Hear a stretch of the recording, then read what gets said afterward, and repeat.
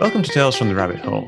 I'm your host, Mick West. My guests today are Professor Mia Bloom and Dr. Sophia Moskalenko, the authors of the book Pastels and Pedophiles, which is a book about the QAnon conspiracy theory, how it came about, and what we can do about it. So I'd like to thank both of you very much for joining me here today. Thank you so much for having us. It's a pleasure. I found the book really interesting, partly because it kind of overlapped a lot with my kind of area of interest. I noticed that the book was only published back in June, a couple of months ago. But I imagine you started working on it in the previous year. Would that be correct? Yeah, what had happened was the National Science Foundation and the Pentagon had asked me to present about QAnon because General Michael Flynn had pledged allegiance.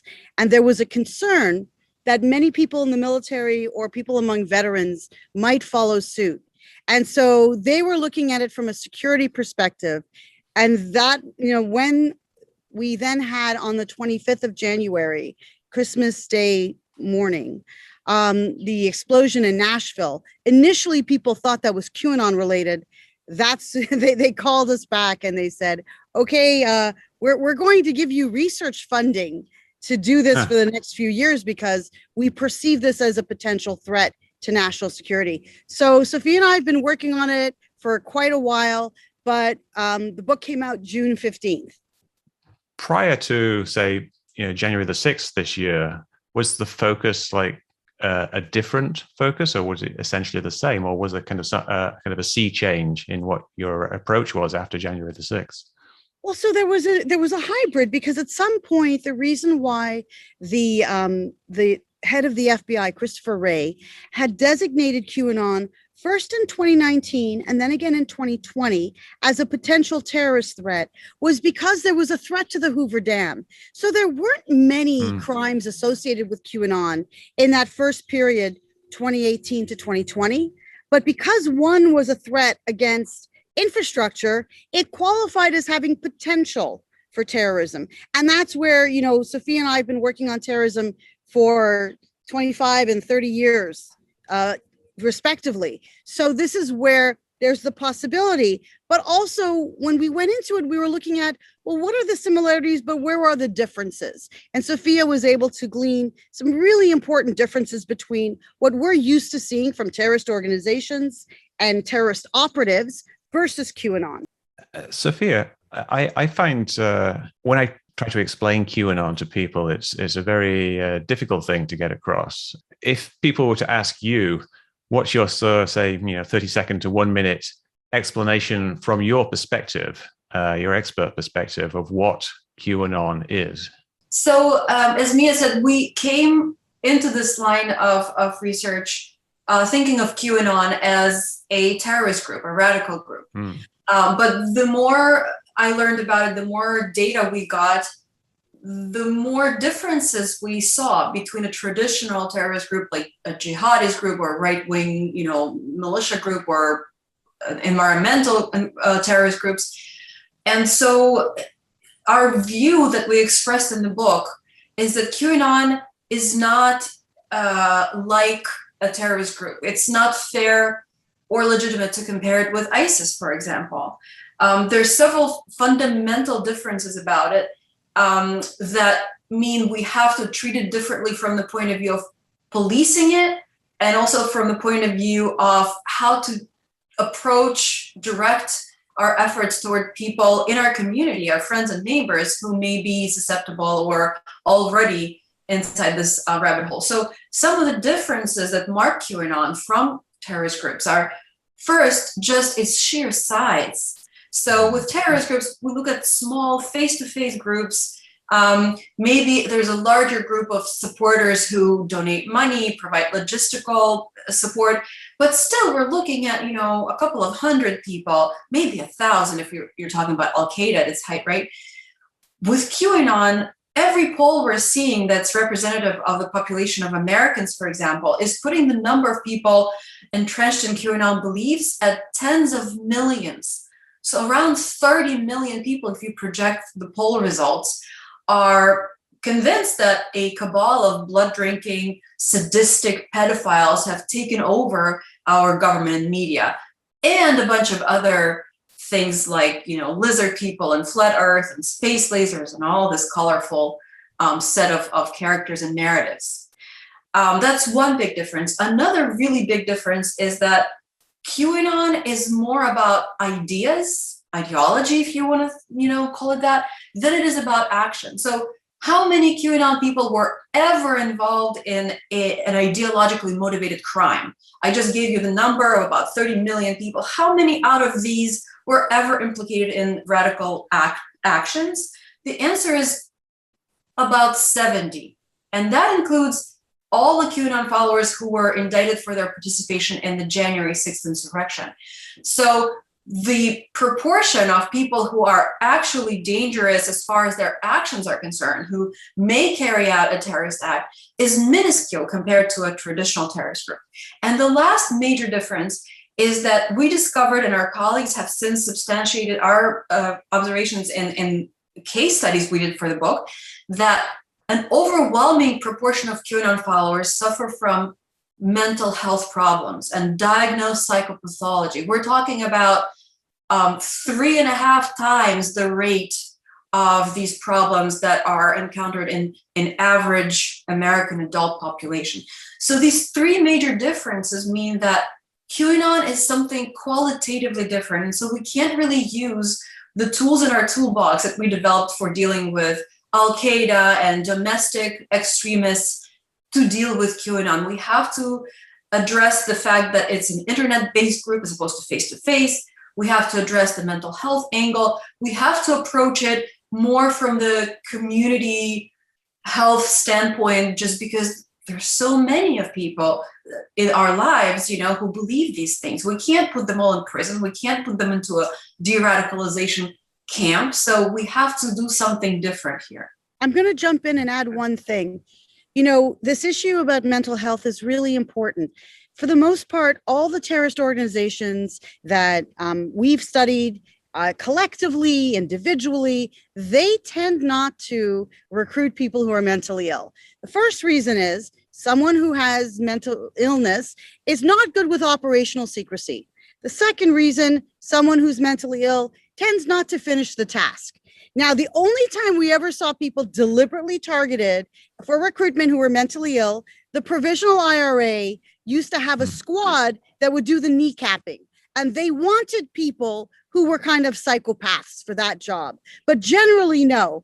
The only other place we've seen it, ISIS did recruit from prisons, and they didn't, they weren't really selective when they were bringing people over. So we did see people who were exhibiting some signs of psychopathology. But for the most part, when you're dealing with mental illness, terrorist groups don't want the mentally ill person. And there's good reason for it.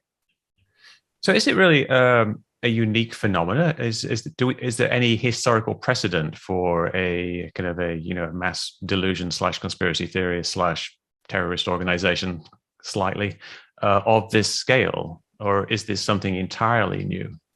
What's really unique about QAnon is its adaptability. It has this almost, like the frogfish, that it blends in with its environment. And in many respects, the reason why QAnon has become such, a phenomenon is that no matter where it's going, it's changing ever so slightly. So there is the basis of belief about, the cabal that's running things, and they've been in charge forever, and they're drinking the blood of children and trafficking children and raping the children and doing all these horrible things. And then it starts to get larger, and it's taking on local flavor. So in France, it's connected to the Yellow Jackets. In Britain, it's Brexit. In Germany, it's anti-immigrant. And it's talking about, there was a series of attacks against women by Muslim groups, and they were sexually harassed at whether it was New Year's Eve or some other holidays. So they're connecting with a fertile environment about something else. And the example we use in the book is that it's like the sticky ball rolling down the hill, and it's picking up things along the way, and it's getting ever larger, but it's never quite the same depending on who believes it. And in part, and I'm so sad that I read your book after we wrote the book, because you hit the nail on the head when you talk about, people get to the point at which, oh, no, that's too crazy for me. Lizard people, no, that's my line. And so what we were seeing is not everyone who's in QAnon believes all of it. They may believe portions, but the portion they believe is about the blood drinking cabal that are, exploiting children. Yeah, which is pretty extreme in itself, I would say, and most people, I think, would say that it's obviously been a big part of the news over the last year or so. And one thing that I think shifted for me in my understanding of QAnon was I originally just thought it was just another silly conspiracy theory, but of course it seems to go a lot further than everything else. To what extent do you feel that QAnon is an emergent phenomenon versus something that is being directed or manipulated or at least enhanced by external forces like other countries and people within this country? I'm going to just very quickly say that we know at the outset in October 2017, Russian, like the Internet Research Agency that was so involved in 2016, helped amplify QAnon. We were also seeing the role of China and other malign foreign actors that have been involved in disinformation. So we've seen that the role they play has been ultimately to weaken American institutions and our democracy, our faith in government, faith in elections, and also the mainstream media. But Sophia, I think you wanted to follow up with that. Yeah, we think it's a synergy between these grassroots movements that offer a way to channel collective rage and collective grievances through these narratives that they built together online in puzzle-like sequences of interactions, which makes it very attractive for a lot of people because, we're living in times of unprecedented changes, and COVID was a major unprecedented change. And now vaccines are offering a new fertile ground for exploring one's creativity, right?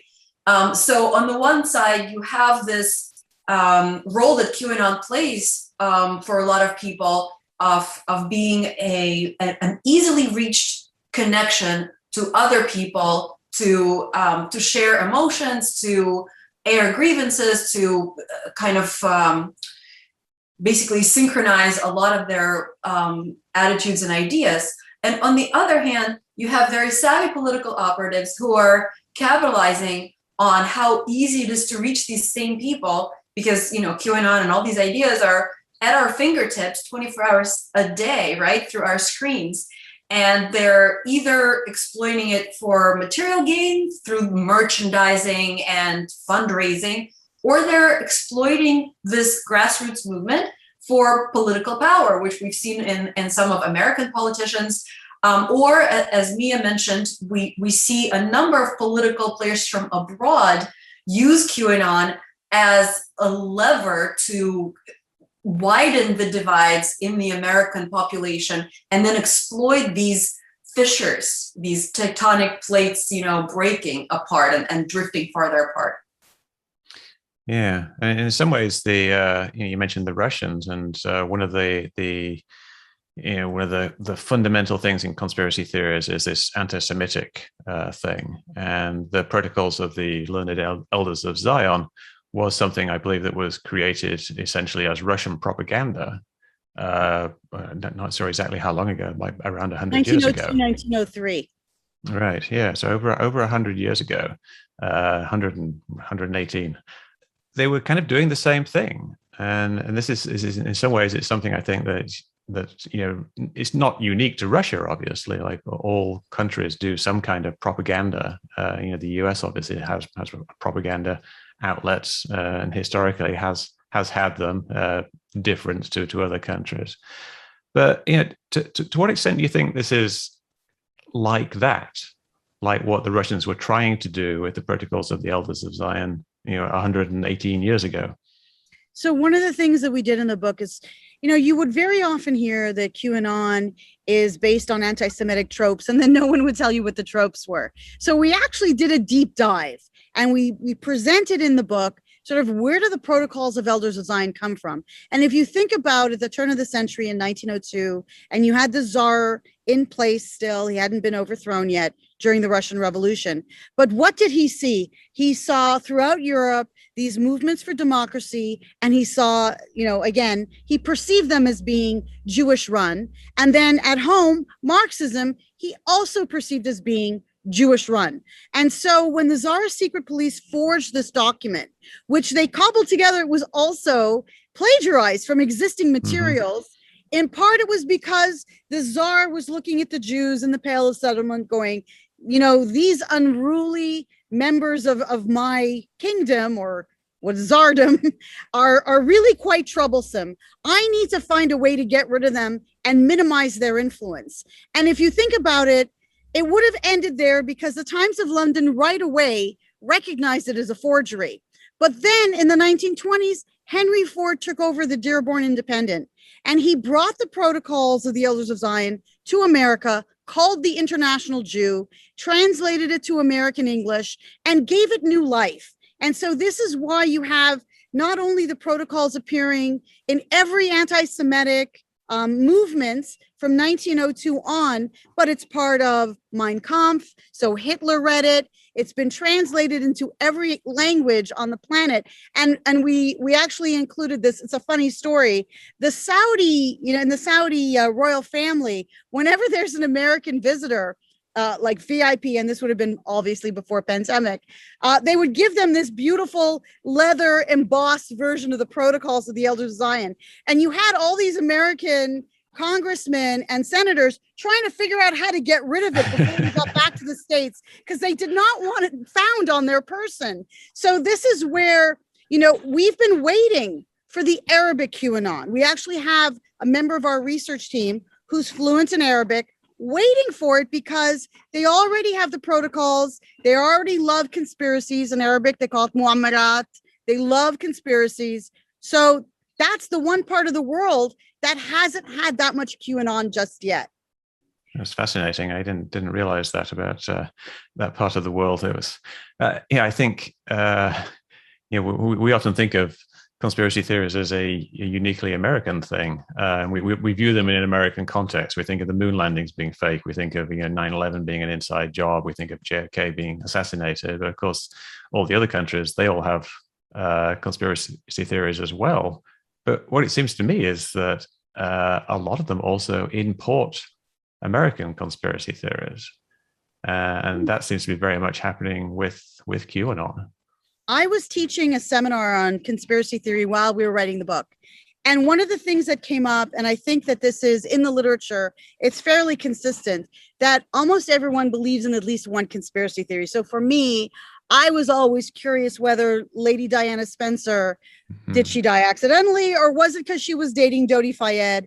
And the idea that the stepfather of the future king would be an Arab was something that didn't sit well with members of the royal family, right? So I think everyone believes in a conspiracy theory, but then it just matters to what extent they're willing to have the entire world dictate, that there's nothing you can trust and the mainstream media is out to get you, and that there are these cabals that are pulling the strings like the puppet masters. But we do see that there are conspiracy theories all over the world, and a lot of them have this local connection.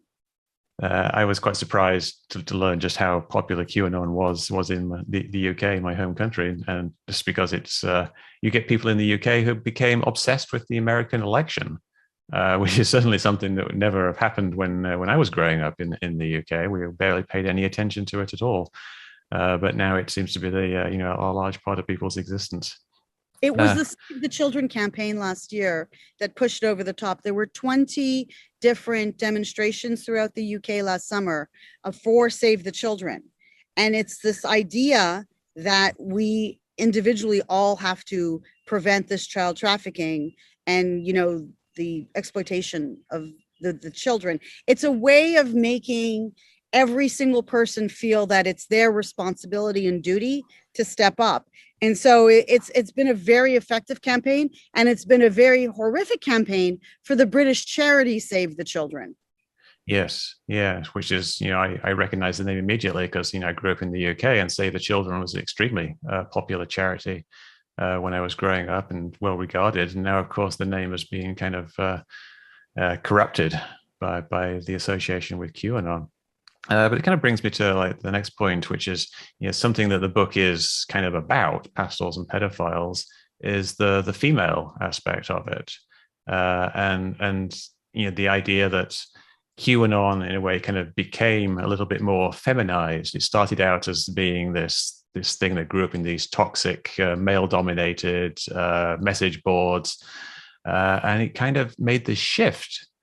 Can you kind of describe how that happened and if it was a deliberate shift?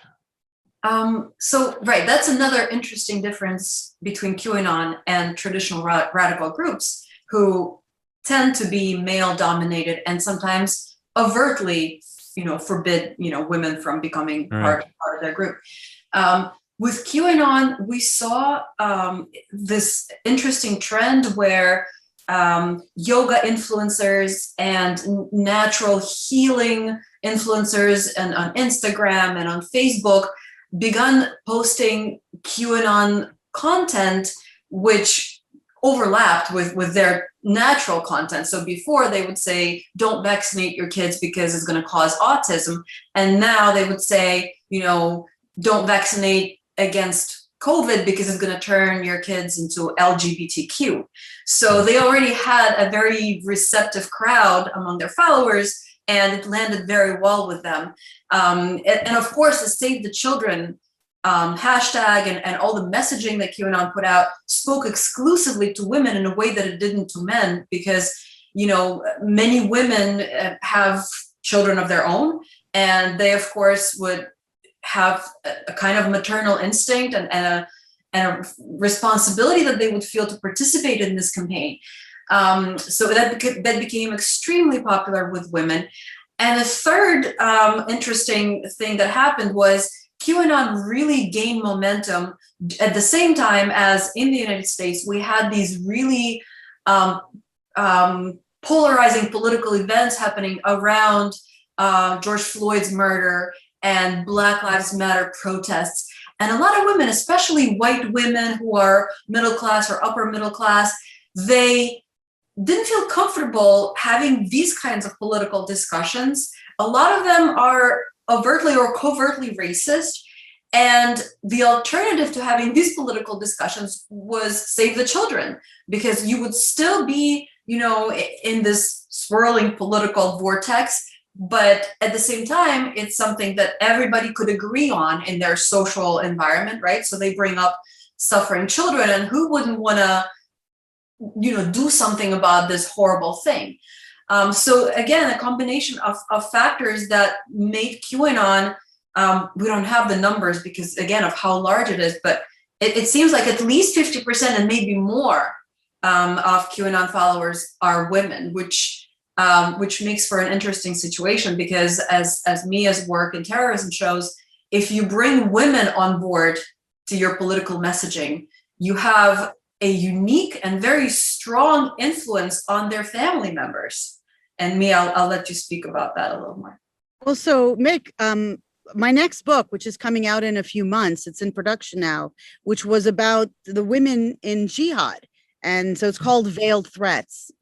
And when you look at the way in which ISIS was recruiting the young girls from Bethnal Green Academy in the UK, they were asking young women, did you want to help the orphans in Syria? And of course, the answer was always yes. And for me, this is the equivalent of, did you want to save the children? Yeah. Because no one's going to say no to that question. But it also speaks to women, and again, I don't want to give a stereotype that, we're more maternal, but I think it speaks to women at a very basic, instinctive way that they want to protect children. They want to protect the defenseless. Yeah, it's very interesting. It's very interesting how people get into these QAnon in specifically, but conspiracy theories in general. And in chapter 3, like you lay out this idea of unfreezing, where people kind of become unmoored from their norms, their normal life. Something happens to them that they kind of change, and they're seeking out kind of a new normal. Sophia, could you kind of talk about what unfreezing actually is and how it works in this context?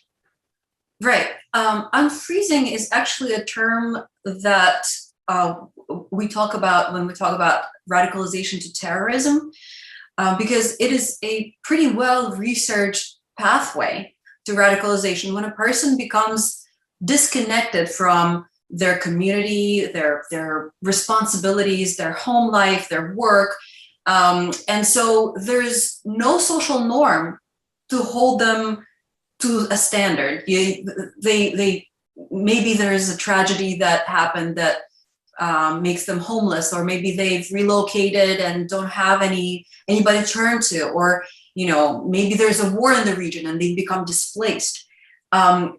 They come into the state of unfreezing, which means like they're untethered to any moral scale, any social normative system. And so they're very vulnerable to radicalization efforts, which a lot of radical groups and cults know about, and they seek out individuals in this state specifically. So, cult recruiters often go to train stations and look for people who look kind of lost and miserable, and then approach them and talk to them, because they know that in this state, if you offer the person companionship and a warm meal and a place to sleep, they will accept the ideology that comes with it without questioning it. And so what happened to us all in the past few years is a kind of a massive unfreezing. There was so much change going on politically in the United States. We had Trump presidency that was deliberately undermining traditional ways of doing things and traditional norms. And it made a lot of us question, what's right and what's wrong, and who is there to protect us versus to take advantage of us. We had a few sex scandals with figures that were until then held in very high regard. So Hollywood elite like Harvey Weinstein or Bill Cosby, or Washington elite like Bill Clinton or Anthony Weiner.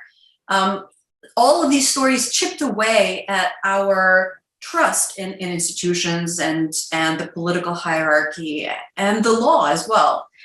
Because how could these atrocities go on for so long and nobody was there to stop them, right? And also, of course, the COVID pandemic made a particularly poignant emphasis on it. But even until then, the science and pharmaceutical industry and medical industry were being kind of shaken by a number of very public scandals that exposed abuses of their power and privilege, such as the opioid crisis and all of these, pesticides and poisons that we discover have been in our food and were covered up by an industry that was supposed to stand guard, right? So we have, a lot of us experienced something like unfreezing in its traditional sense on a very massive scale. And so we were made to question our ideas of what's right and what's wrong, what's moral and what is immoral, who is the authority that we trust. And a lot of us came out of that questioning not trusting anybody really, and seeking something completely different, like a 180-degree turn from the old. And QAnon, of course, swept in with this preposition that it's all a sham. The government is all bad people. The Hollywood elites are all pedophiles. Scientists are all quacks. And it spoke to a lot of people in the state of unfreezing, and it made them listen to whatever stories QAnon told, because in addition to this preposition, QAnon also was a community that offered support, emotional support, and companionship, and somebody to talk to anytime, day or night, with very little effort. And so QAnon, in a way, was a radical movement that a lot of people gravitated to as a result of this massive unfreezing. Yeah, it's fascinating because it, for me, it resonates because it seems very similar to what I've experienced when I've talked to conspiracy theories in the more traditional conspiracy theories, like people who have fallen into 9/11 or even like the flat Earth people. They usually have something going on in their lives around the time that they have their red pill moment, and for a lot of them, it's simply being unemployed. And it's having a lot of spare time. As the old saying, the devil will find work for idle hands to do, which is kind of true, because people's minds will go in any kind of direction when they are, like you say, kind of untethered and unfrozen. And one of the reasons it's going to be so popular in the UK, there was the Jimmy Savile scandal. Right. And so it starts to look like, well, Savile was friends with Prince Charles, and he was at the palace all the time. And then there were all these accusations around the royal family. And so what happens is you only need the tiniest kernel of truth for some of these crazy conspiracy theories to start to sound like they make sense. And we often joke that even a broken clock is accurate twice a day. So no matter how many times QAnon was generating these crazy ideas and these falsehoods and prophecies that never saw fruition, the one or two times that they could point to a real example made everything else seem plausible. Yeah, you have the section in the book called True Lies, where you talk about the various different things that people raise concerns about, which for them are genuine concerns, and sometimes they are based on genuine concerns. And this was interesting for me because when I talk about how to talk to people, what I talked to, one of the things I mention is something that I think Daniel Dennett suggested, which is validate their true concerns. Where you try to figure out, what are they actually concerned about, and then talk about that. It seems in a way that kind of approach has been somewhat weaponized by QAnon, where they take valid concerns and they just kind of tweak them and then lead them in a certain direction. You have the disgust with government and Hollywood elites, the distrust in science. From all the different changing dietary guidelines and things like that. Eggs are good one year, and then the next year they're not good, and people start distrusting science. It's a strange, slippery slope. But you've got this really nice diagram, which I'll pop up on screen when I do the final edit. But it's kind of showing how people go from this state of these unfrozen social domains through what you describe as folklore, which is this large collection of things. And I'm looking in this little diagram you have here, and you have flat Earth in folklore. How does flat Earth connect to QAnon? I think this flat Earth is one of the narratives within folklore that speaks to people who distrust science in general. It also includes vaccine denialism and the idea that COVID was developed as a bioweapon and used by the cabal to capitalize on the pandemic and mask production and things like that.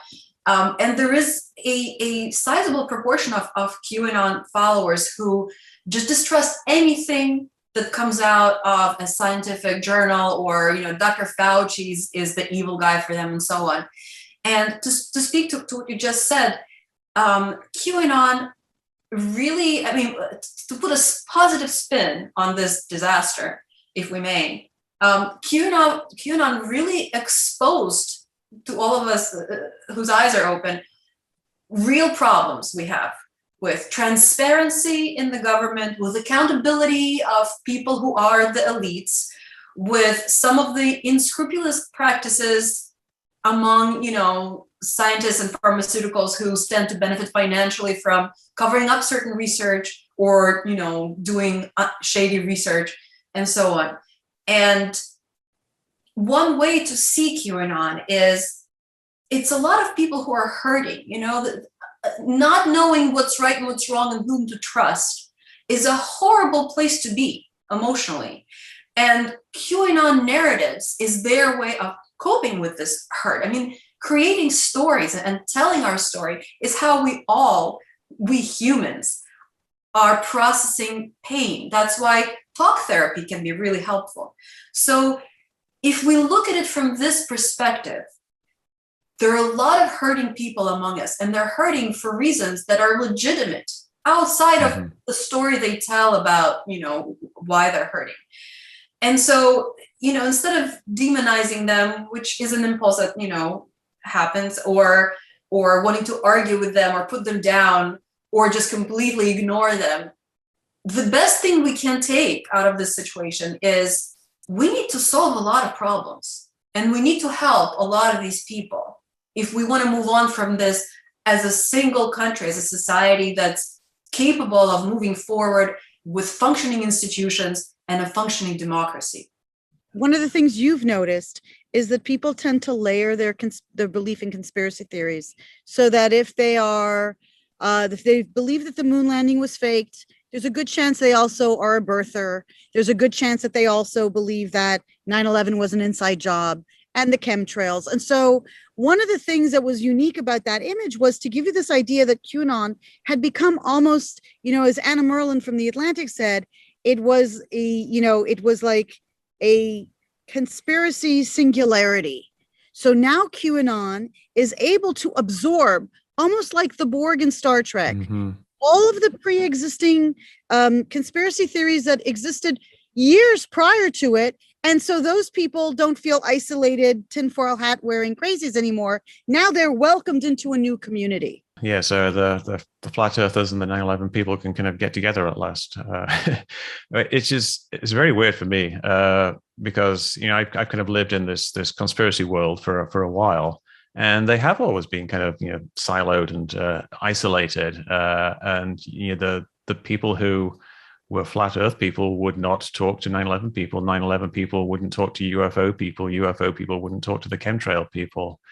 And now the idea that they've all kind of come together is very strange to me. And I think it's kind of a new world in a way. And I think these individual people who just focus on one conspiracy theory are going to kind of fade away to a degree, and you're going to have more and more of this meta conspiracies where everything is enclosed together, which is going to be interesting to see how it plays out over the coming years.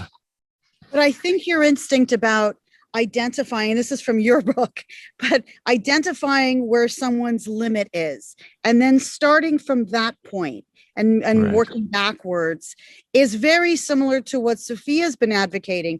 And so before we even talked about being on your show, I'd written you a fan letter to say, by the way, I just read your book and I've listened to your podcast and I absolutely love it, because I don't know if you're trained as a psychologist, but your instincts were so good to identify the parameters of belief and where the disbelief begins. And that's your starting point. Yeah, I'm not trained as anything except for 3D graphics and computers.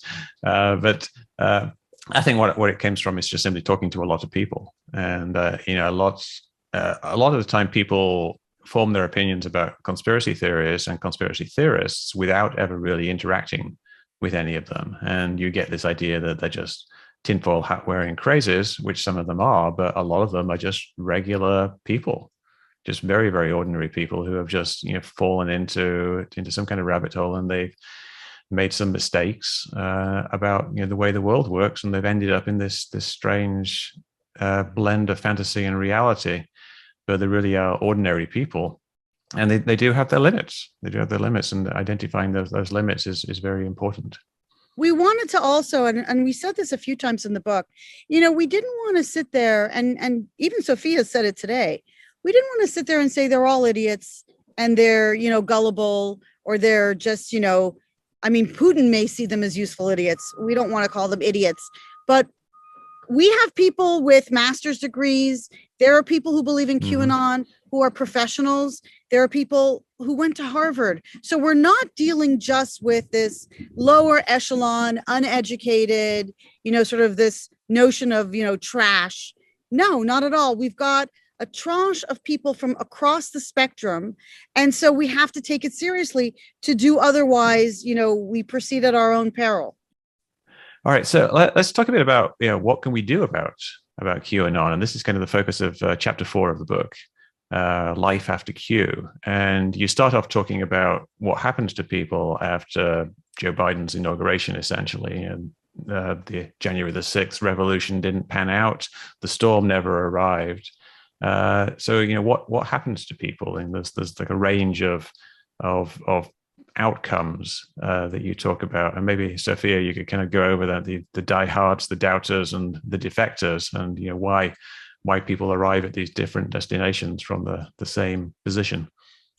There have now been several, more than one of these events that QAnon predicted wouldn't happen, or something else. So the election was supposed to go to Donald Trump, and then the inauguration was not supposed to inaugurate Joe Biden, but Donald Trump. And every time that the prophecy doesn't pan out, we see the same kind of waves of some discontent, and people are roughly divided into 3 camps. So the diehards are sticking to their guns, and they explain this non-event in the same way as they explain everything else, through another conspiracy theory. So the inauguration really did, the election really did go to Trump, and the inauguration, even though it seemed like it was Biden, it wasn't really Biden, or maybe it was pre-recorded and the actual inauguration happened at the right place at the right time, but with Donald Trump.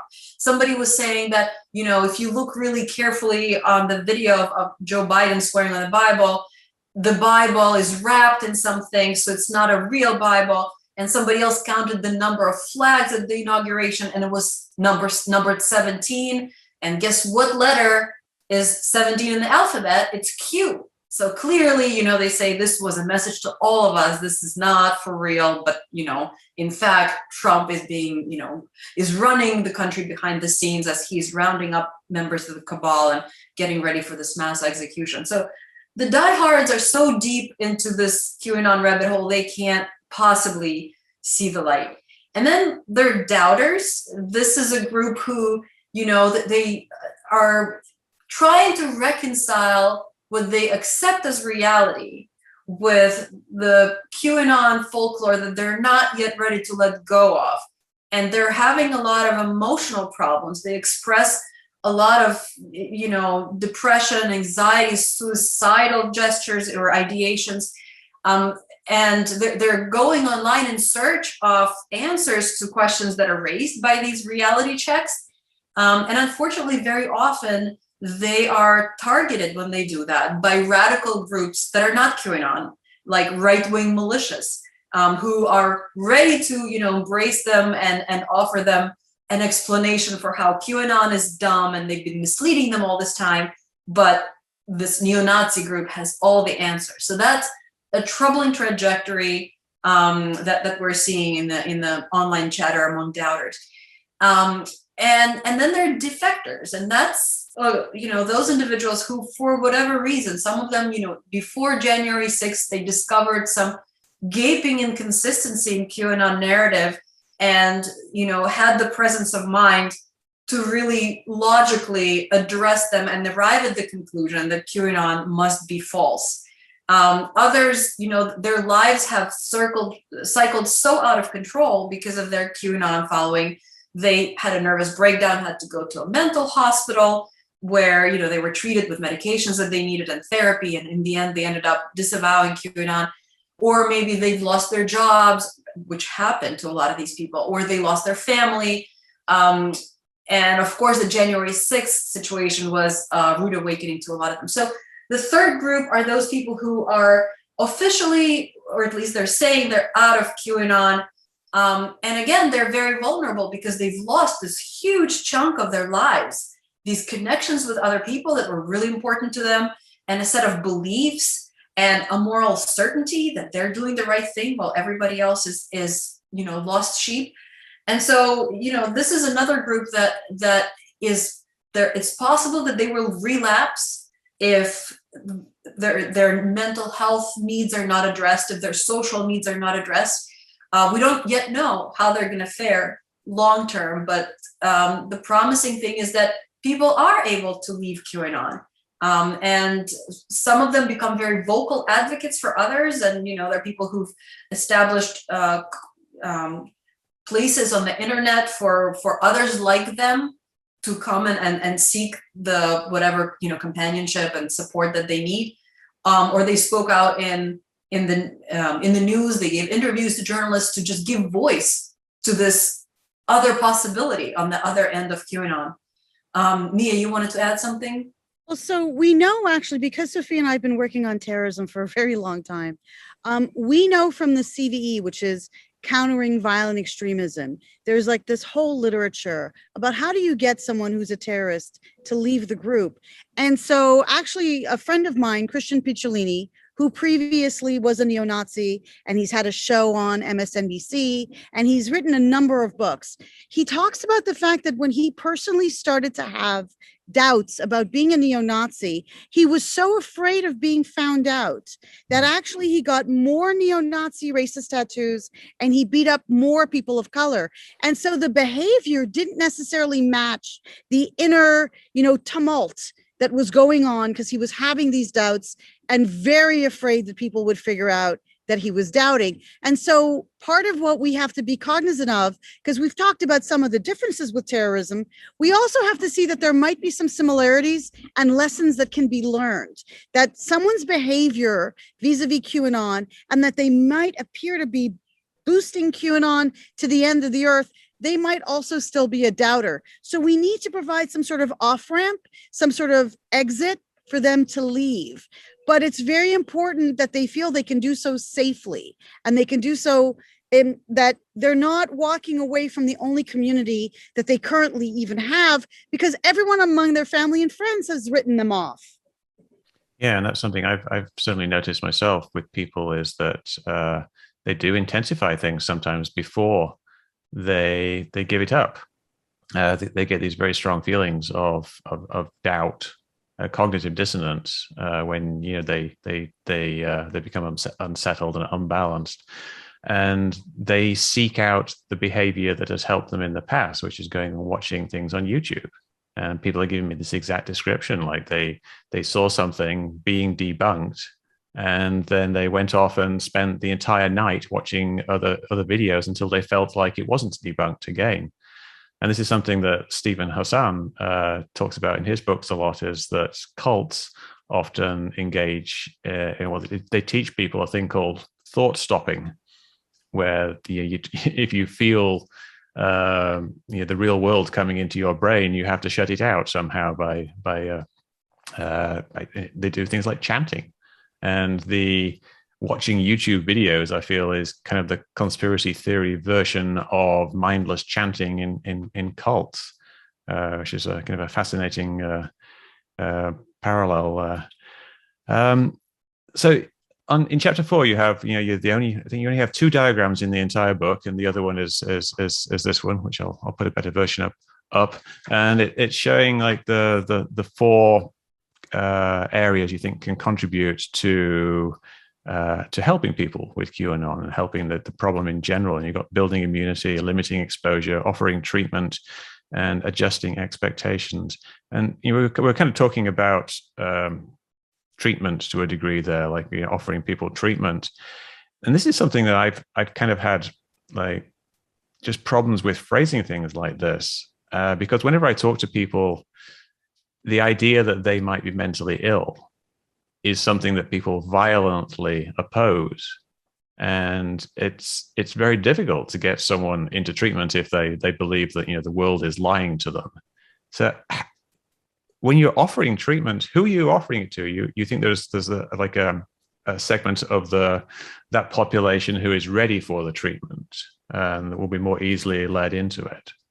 The QAnon community is very diverse. A number of them have already had some sort of a mental health diagnosis, and probably, are familiar with possibilities for treatment and might be seeking them out.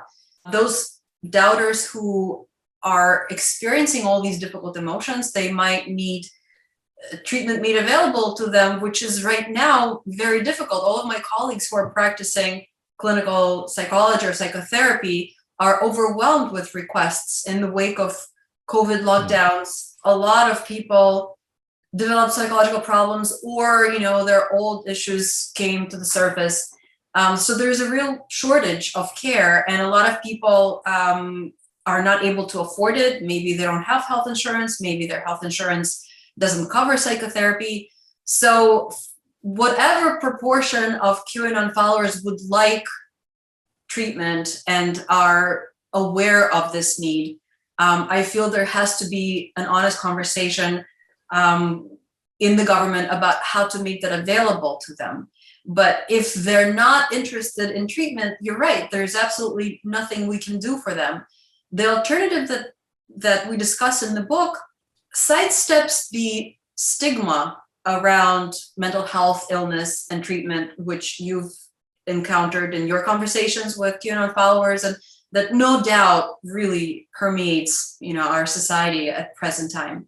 And that is mindfulness-based stress reduction. It's not a therapy, it's a group-based treatment that usually lasts about 8 weeks. You're not expected to self-disclose at all. So you don't have to say, why you're there, what your thoughts or feelings are. Instead, what this program does is it teaches people about physiology and psychology of stress. That's one thing. Another thing is it teaches people how to practice meditation and moment-to-moment awareness. And the third thing is it kind of gets them into the habit, hopefully, of doing mindful movement. And all of it together, this is a really well-established program. It's been shown to be extremely effective long-term in treating all kinds of psychopathologies, including anxiety and depression and PTSD. It also is a kind of community that you come to face once a week, which is invaluable for a lot of people who had that community in QAnon. And if they are to break away from it, they need an alternative. So yeah, treatment for those who are interested in it, sure. But QAnon is a really complex problem.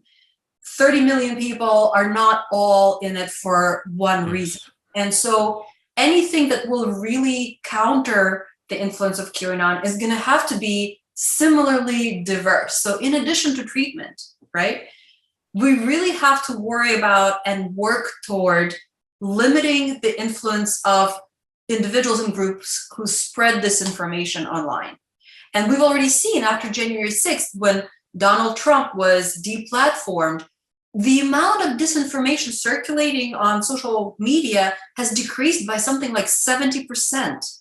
Just one individual was responsible for so much disinformation.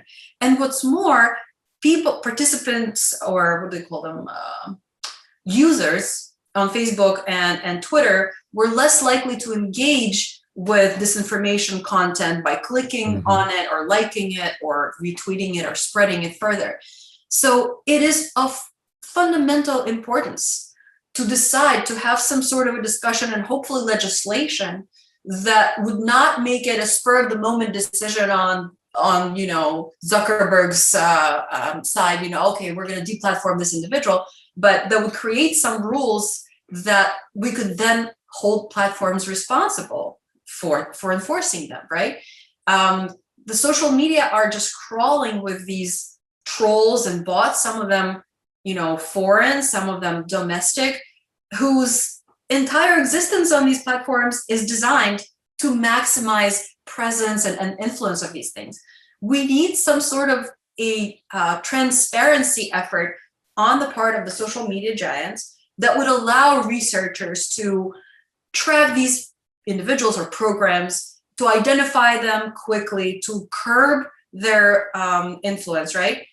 And there's none of that happening. In fact, just the other day, I saw that Facebook blocked a group of researchers who were using their data from assessing things like this. So like almost as though they're sabotaging, efforts to curtail influence of disinformation. Because let's face it, these really highly polarizing, very emotion-laden posts are the ones who are getting the most user engagement, right? So it's kind of against Facebook's interests to have them curtailed. So there are a number of different directions that have to be addressed, treatment, social media transparency and accountability. We also need to work on just social media literacy among our public, because distrust in science, it's only part the fault of science, which at times goes wrong, like everything does. The other part is that a lot of members of our society are unable to tell how to judge quality of information. They really don't understand why a YouTube video is better or worse, than a peer-reviewed journal. So we need to really increase our efforts in educating our children and also our adults about how to decipher information, how to make better choices as consumers of information. Yeah, we do. There's a lot of things that can be done, and you lay out a lot of these things here. And I really do like the idea that you have of kind of giving people therapy without it being called therapy. And one of the other things that you talk about is volunteering, encouraging people to volunteer, which I think is a very good way of people kind of regaining contact with reality. And I think a lot of the problem that we have is just simply people who get into a position where they're only looking at things from one perspective, and they're only looking at one kind of set of limited information sources. And anything that you can do that will broaden their horizons is a good thing. So I think the volunteering is a great thing. Sophia, actually, in the chapter that she wrote, talks about getting away from your screen and just going out for a walk. Just be so I'm not in outside for no reason. I wanted to emphasize that being, going back in time before we could be contacted constantly, before we had every push notification. I mean, we know from people like Jen Twenge that talks about the iGen, the extent to which we have become somewhat addicted to our devices, and that this has actually caused more depression. Although we feel connected, we actually feel more isolated in the long term. And so part of it is building new connections. And so that's where the volunteering comes in, because you're actually, you're able to express that altruistic tendency that might have pulled you into QAnon to save the children, but you're actually going to be saving children or helping the homeless or doing something good. And that will boost your, also, it will actually allow those dopamine receptors to ping a little bit, that make you feel good about what you're doing, make you jump out of bed with a purpose. And so instead of having QAnon and being a keyboard warrior, that's your purpose, now you have a purpose of helping people in real life. Yeah, and that's a great thing. And a lot of times when people talk to me, they're not really the type of people who are into save the children. They are people who have become obsessed with some kind of conspiracy theory. And something I try to do is try to steer them towards another obsession. Because they're the type of person who's going to get obsessed over something. So I suggest things like even like playing video games can be a better thing, especially the online ones where you have some kind of social interaction with people. But I suggest other hobbies. One of the ones I frequently suggest is lock picking, which is a bit of an odd thing, but it's something I personally found to be really interesting to do.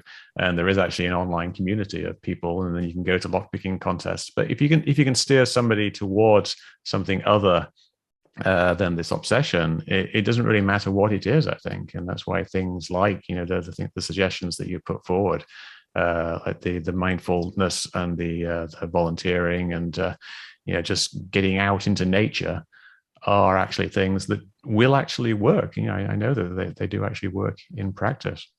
But something I want to talk about is kind of a fun thing, which is not really fun, but the idea of elves. This is something that was suggested, that we have trolls, and perhaps what we need is elves. In social spaces online, people are often they're only getting one perspective, which essentially is the troll perspective.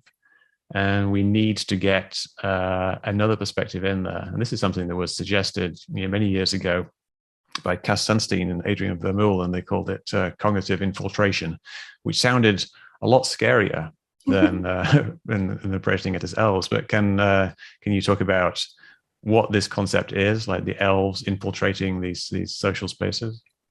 Yeah, so we know from psychology research that a group tends to become of one mind, right? We have a number of famous studies where you basically instruct a bunch of actors to agree to something completely ridiculous, even calling something that's white black, and then you introduce a layperson, an actual participant, into this group, and they watch person after person after person say this ridiculous thing, and in the end, most people, most of the time, will agree with the group on something as ridiculous as white is black. So this kind of conformity in groups is a real replicable phenomenon. And of course, in these social forums, social media forums, that's often what happens. Somebody will introduce the idea of space lasers, and a bunch of other individuals will jump on board and, amplify this and repeat it. And a person looking at this exchange is essentially in the same experimental paradigm as we've demonstrated in social psychology, where they will end up conform with the group's ridiculous opinion. The thing is, though, a lot of these individuals are not really individuals. They're either trolls who are paid, or they derive pleasure from, putting out ridiculous things online and watching people squirm, or they're bots. They're programs created to amplify certain kinds of messaging. And so it's an illusion a lot of time. So in that kind of experimental paradigm, there is an antidote that we've discovered against conformity.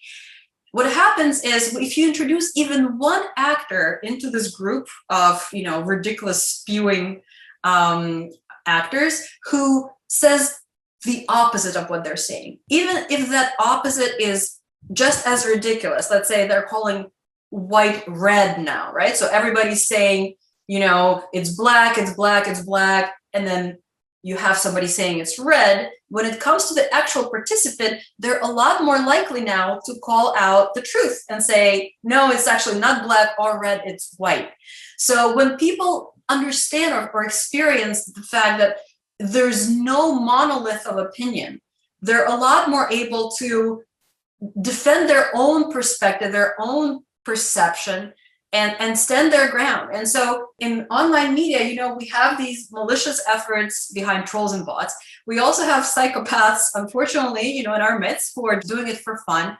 And so the idea in the book was that perhaps we can think about how would it be to have elves to counteract this negative influence online. And elves, can be anybody. It could be bots as well. It could be programs that are designed to counteract disinformation. It could be trolls sitting on the one side and then the experimenter sitting on the other and just addressing disinformation in real time. But it also could be volunteers. So people who came out of these radical conspiracy theory groups and are seeking out an outlet to counter the kind of disinformation that took them down the rabbit hole and messed with their lives and their friendships and their families. This could be a fruitful avenue for them to pursue, where they could really, having firsthand experience with this stuff, who better than they to address it in that way? Yeah, and that's something I really like, that approach of having a dissenting voice, essentially, in these walled gardens that people find themselves in. And it's something that I've had experience with myself, in that I've been that dissenting voice, and I know I do try to join these online groups, and some of them will reject you, but if you get people who are actually open to some discussion, you can introduce ideas. The thing I found is that it takes a very long time for it to have any effect. It's just kind of a general point, I guess, with conspiracy theories, is that people do not change immediately. But I think it's one of these things where you're having an effect like a bit at a time, and you're gradually kind of pushing back something until it does actually have a noticeable effect. And I think the idea of having people put in that situation, like volunteers or whoever, even bots, will actually have an effect. And it would be great to see that working more in the future. We have colleagues that we've been friends with, Vidya Ramalingam and Ross Frenette for years, that they have an organization called Moonshot CVE, so countering violent extremism, and they have this technique. And what they do is, it's called redirection. And it's sort of, they're working with Google. So let's say someone Googles, how do I kill insert name of group. And instead of getting for the algorithm to give you how to kill the person, it suggests something else. And so this redirection, it fits very nicely with Sophia's suggestion about elves, because what it is it's redirecting your efforts and your enthusiasm, because many of the people who believe in QAnon believe it with a passion, but let's use that passion and let's use it for good. And so, we're in part because within the terrorism community, it's a small group. We all know each other. We all have each other on speed dial. We read each other's work. And, it's a really good idea to be able to take someone's sort of passion, but for good instead of for evil. Yeah, definitely. Well, I think we've kind of gone over a lot of the things in the book, and you've been talking for about an hour. So do you have any kind of final thoughts that you want to kind of wrap up this with? Maybe start with Sophia.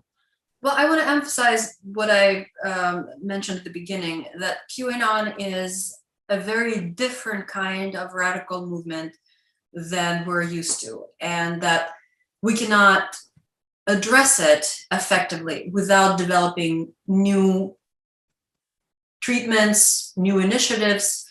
And as a psychologist, one major direction that I see that is necessary to pursue in this is to worry about mental health, and to offer opportunities for treatment, and to offer a variety of treatment that would speak to a variety of different people. So, somebody would be feeling stigma, then MBSR is maybe a better possibility for them than somebody who is happy with traditional psychotherapy. Offering assessments, some schools are already doing that. But I think in general, we all came out of these lockdowns not quite as well off as we were before.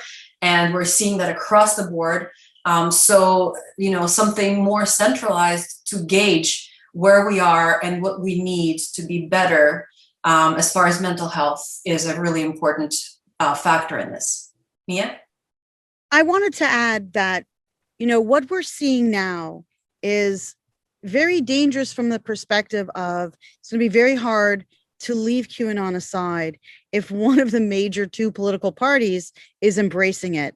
And we saw in the summer of 2020, we talked about in the book, we had a map where you could see which states were most impacted, but we had 97 QAnon candidates going into the primaries, of which 24 were successful, 22 were Republican, 2 were independent. And 2 were successful. So we have Lauren Boebert, Marjorie Taylor Greene, and we're a year before the next election, and we already have 20 QAnon candidates, which means that we're going to see a lot more. But we're also seeing this very clever approach to take over school boards, to make sure what the children are taught. Either these QAnon women are going to homeschool their kids, or these kids are going to go to school at the age of 7 or 8, believing that there is a global cabal. So we're going to also need to provide teachers with the ballast to be able to confront what is going to be a Q generation. The most important thing we can do is we need to separate the Republican Party from QAnon. We need to at least demonstrate to the leadership that initially was very diffident. When you look at what Kevin McCarthy and Stephen Scalise were saying about Marjorie Taylor Greene, before she won her primary, Scalise donated the maximum amount to her opponent, and Kevin McCarthy called her Looney Tunes. And then all of a sudden, when she wins the primary, she's now the doll of the Republican Party because she's raising money. And so we really do need to keep emphasizing country before party. We need to get the Republican Party back on track. but we're probably going to have to do it one more time in 2022 and get out the vote the way people did in 2020, because otherwise we're going to have a QAnon portion of Congress the way we had a Tea Party, and they are going to be able to have a spoiler effect on any kind of bill or law in the future. We do really have to take it seriously, not like ISIS seriously, but we have to take it seriously because it has such a corrosive effect on our democracy that in the long term, this is a peril that is far more dangerous than the red peril was in the 50s. Yeah, that's great. And that's something that really resonated with me when I saw it in the book. You mentioned QAnon is not going away until it is rejected by the Republican Party, which I think is very true. It has this kind of tacit acceptance that is allowing it to grow and lets a lot of people get into it. So that's definitely a very important thing. Well, I want to thank you very much for this discussion. It's been fascinating. The book is Pastels and Pedophiles, Inside the Mind of QAnon by Mia Bloom and Sophia Moskalenko. Do you have social media that people can follow you on, like Twitter? I'm at Mia M. Bloom, so all one word with my middle initial. And I'm on Twitter. I try to be on Twitter a little less, but I am available also. If any of the listeners have a question, you can contact me at the university. I answer every question that's posed. That's great. Thank you. Yeah, I'm also on Twitter. I forget my handle, but if you search my name, there are not so many people with my last name. So I think it's S. Moskalenko 1. There you go. Okay. All right. Well, thank you very much again. And I look forward to seeing your future books because this one was very good, and you've obviously have a bunch of good books already. And good luck with your work in the future. Well, thank you, Mr. West. And as I mentioned, I wasn't just flattering you. What had happened was both Sophia and I were briefing Fort Bragg, and it was the soldiers that brought me a copy of your book. And they said, have you read this? And I said, I haven't. And so then I downloaded all of your podcasts and I read your book. So you have a massive following among the elite soldiers at Fort Bragg who said, you have to read this. So thank you. Can't complain. Well, thank you. Thank you very much. All right, guys. Thank you. Bye. Take care. Bye-bye.